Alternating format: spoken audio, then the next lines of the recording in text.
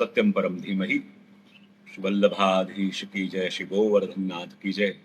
समस्त અમદાવાદના અને આસપાસના વૈષ્ણવોને એ વધાઈ આપતા અત્યંત આનંદનો અનુભવ થઈ રહ્યો છે કે શ્રી રણછોડલાલજી મહોદયશ્રી અને એમના મનોરથ સ્વરૂપે ગોસ્વામી હવેલીમાં અમદાવાદમાં એક દિવ્ય દયારામ પર્વની ઉજવણી થવા જઈ રહી છે કે જેનો મુખ્ય ઉદ્દેશ દયારામભાઈના 250 વર્ષમાં જે પ્રવેશ થઈ રહ્યો છે અને દયારામભાઈની કૃતિઓ એટલી અદ્ભુત છે અને આપણા સંપ્રદાયની ધરોહર છે, પણ એની મહિમા, એની ગરિમા, એનું તત્વજ્ઞાન હજી સુધી પૂર્ણ રૂપે વૈષ્ણવ સુધી પહોંચ્યું નથી. અને એના અવેરનેસ માટે એના એક ઉત્સવ રૂપે એક દિવ્ય દયારામ પર્વ, દયા પર્વ 13 એપ્રિલથી લઈને 21 સુધી ઉજવાઈ રહ્યો છે.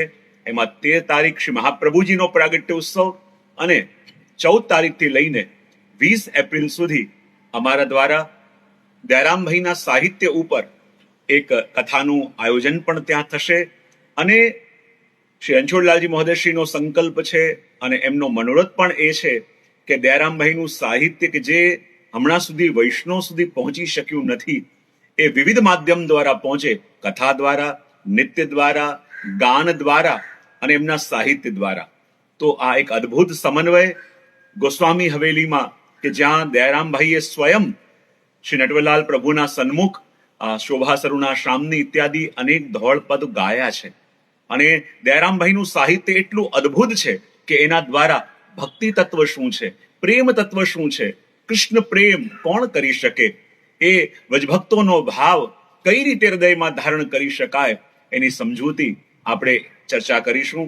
અને સાચા અર્થમાં આ ઉત્સવ એવો છે જેમાં ખાલી અમે બોલીશું નહીં, આપે સાંભળવાનું નથી, પણ મળીને દયારામભાઈના સાહિત્યનું એક સાથે ગાન પણ કરીશું અને એની ચર્ચા પણ આપણે કરીશું. તો આપ સૌ આમંત્રિત છો આ ઉત્સવમાં ભાગ લેવા માટે, ચાહે શ્રવણ કરવા માટેની મનોરથ તમારા મનમાં જાગે, ચાહે આ ઉત્સવમાં સહભાગી થઈને પોતાના પરિવારજનોને પણ આમાં જોડવાનો મનોરથ જાગે.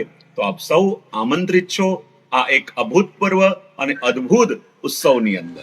પાવો પ્રેમ રસ પ્રાણ જીવન રે, દીન થઈને જાચું